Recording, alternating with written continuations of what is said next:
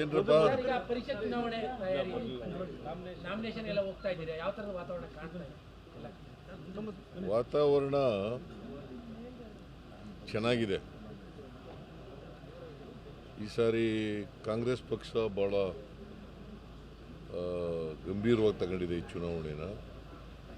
ಅದಕ್ಕೆ ಅಭ್ಯರ್ಥಿಗಳನ್ನು 6 ತಿಂಗಳು ಮುಂಚಿತವಾಗಿ ಘೋಷಣೆ ಮಾಡಿದ್ದು, ಯಾರು ಅಭ್ಯರ್ಥಿಗಳು ಗೊತ್ತಾಗಿತ್ತು. ಹಾಗಾಗಿ ಅಭ್ಯರ್ಥಿಗಳಿಗೆಲ್ಲ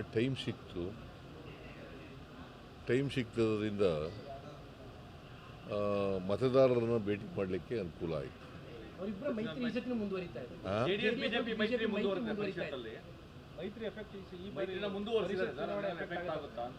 ಅದೇನಾಗಲ್ಲ. ಈಗ ಪಾರ್ಲಿಮೆಂಟ್ ಎಲೆಕ್ಷನಲ್ಲಿ ಮೈತ್ರಿ ಮಾಡ್ಕೊಂಡಿರಲಿಲ್ವಾ, ಏನು ಎಫೆಕ್ಟ್ ಏನಾಗಲಿ. ಪೆನ್ಡ್ರೈವ್ ವಿಚಾರ ಈ ಚುನಾವಣೆ ಮೇಲೆ ಪ್ರಭಾವ ಬೀರ್ಬೋದು ಅಂತ ಈ ಪರ್ಟಿಕ್ಯುಲರ್ ಈ ಹಳೆ ಮೈಸೂರು ಪೆನ್ಡ್ರೈವ್ಗೂ ಇದಕ್ಕೂ ಸಂಬಂಧ ಇಲ್ಲ. ಬಿಕಾಸ್ ಮತದಾರರಿದ್ದಾರಲ್ಲ, ಗ್ರ್ಯಾಜುಯೇಟ್ಸು ಮತ್ತು ಟೀಚರ್ಸ್ಗಳು ಇವತ್ತು ಇಲ್ಲಿ ದಕ್ಷಿಣ ಶಿಕ್ಷಕರ ಕ್ಷೇತ್ರ ಟೀಚರ್ಗಳು ಆಗ್ತದೆ. ಅವರೆಲ್ಲ ರಾಜಕೀಯವಾಗಿ ಪ್ರಬುದ್ಧರಾಗಿರ್ತಕ್ಕಂಥವ್ರು.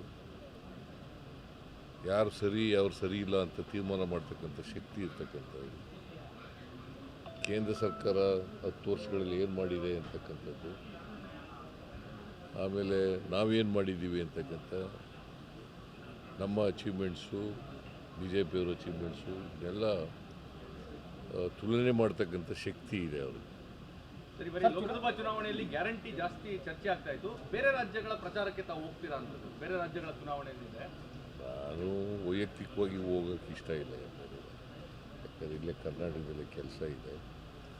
ಅದರಿಂದ ಚುನಾವಣಾ ಗ್ಯಾರಂಟಿ ವಿಚಾರಗಳು ದೇಶಾದ್ಯಂತ ಚರ್ಚೆ ಆಗ್ತಾ ಇದೆ. ರಾಜ್ಯದಿಂದ ಶುರುವಾಗಿತ್ತಲ್ಲ, ಹಾಗಾಗಿ ತಾವೇನಾದ್ರು ಹೋಗುವಂಥದ್ದಕ್ಕೆ ಹೈಕಮಾಂಡ್ ಅಥವಾ ಹೈಕಮಾಂಡ್ ಕರೆದಿದ್ದಾರೆ.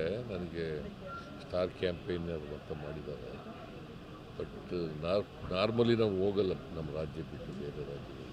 ಸರ್, ಈ ಥರ ಕುಮಾರಸ್ವಾಮಿ ಅವರು ಮಾತಾಡಿದ್ದಾರೆ. ಅವ್ರ ಹತ್ರ ಪೆನ್ಡ್ರೈವ್ ಇದೆಯಂತೆ, ಅದು ಭ್ರಷ್ಟಾಚಾರಕ್ಕೆ ಸಂಬಂಧಪಟ್ಟಂಥ ಪೆನ್ಡ್ರೈವ್ ಅಂತೆ. ತನಿಖೆ ಮಾಡೋ ತಾಕತ್ತಿದ್ರೆ ನಾನು ಬಿಡುಗಡೆ ಮಾಡ್ತೀನಿ. ಯಾರು? ಸರ್ಕಾರ ತನಿಖೆ ಮಾಡೋ ತಾಕತ್ತಿದ್ರೆ ನಾನು ಬಿಡುಗಡೆ ಮಾಡ್ತೀನಿ. ಕುಮಾರಸ್ವಾಮಿ ಹೇಳಿದ್ದಾರೆ. ಯಾರು? ಕುಮಾರಸ್ವಾಮಿ ಅವ್ರ ಹತ್ರ ಭ್ರಷ್ಟಾಚಾರ ಕುಮಾರಸ್ವಾಮಿ ಸೇ ಹಿಟ್ ಅಂಡ್ ರನ್ ಕೇಸ್. ಅದು ಯಾವಾಗ ನಾನು ಮಾತಾಡೋದು ಸರ್, ಚುನಾವಣಾ ಆಯೋಗದ ನಡೆ ಬಗ್ಗೆ ಬಹಳಷ್ಟು hit and run case. Hit and run case ಕೇಳಿಸಲ್ವೇನೆಯಾ?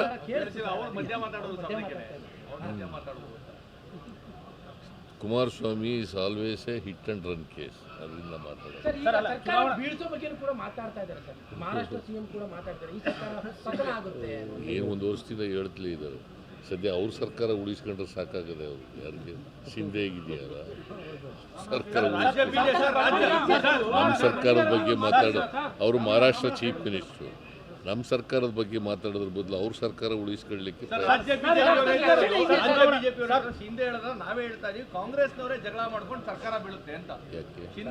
ನಮ್ಮಲ್ಲಿ ಎಲ್ಲಿ ಜಗಳ ಇದೆ? ನೀನು ಹೇಳಯ್ಯ, ನಮ್ಮಲ್ಲಿ ಜಗಳ ಇದೆಯಾ? ಅವ್ರು ಹೇಳೋದು ಬೇರೆ, ಅವ್ರು ರಾಜಕೀಯವಾಗಿ ಹೇಳ್ತಾರೆ. ನೀನು ಹೇಳಪ್ಪ ಇಲ್ಲಿ, ತಮ್ಮ ಕೇಳಿಲ್ಲಿ. ಅವರು ರಾಜಕೀಯವಾಗಿ ಹೇಳ್ತಾರೆ, ನೀನು ಹೇಳು. ನೀನು ಸತ್ಯ ಹೇಳೋನು ಅಲ್ವಾ? ಅದು ಸತ್ಯ ಹೇಳಯ್ಯ. ನಮ್ಮಲ್ಲಿ ಒಳ ಜಗಳ ಇದೆಯಾ?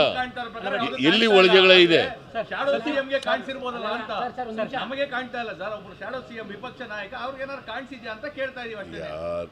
ನಮ್ಮಲ್ಲಿ ಒಳ ಜಗಳನೇ ಇಲ್ಲ. ಹಂಗಿದ್ರೆ ಪಾರ್ಲಿಮೆಂಟ್ ಚುನಾವಣೆಯಲ್ಲಿ ಅಷ್ಟೊಂದು ಒಗ್ಗಟ್ಟಾಗಿ ಮಾಡೋಕ್ಕಾಯ್ತಿತ್ತ? ಒಳಗೂ ಇಲ್ಲ ಹೊರಗೂ ಇಲ್ಲ.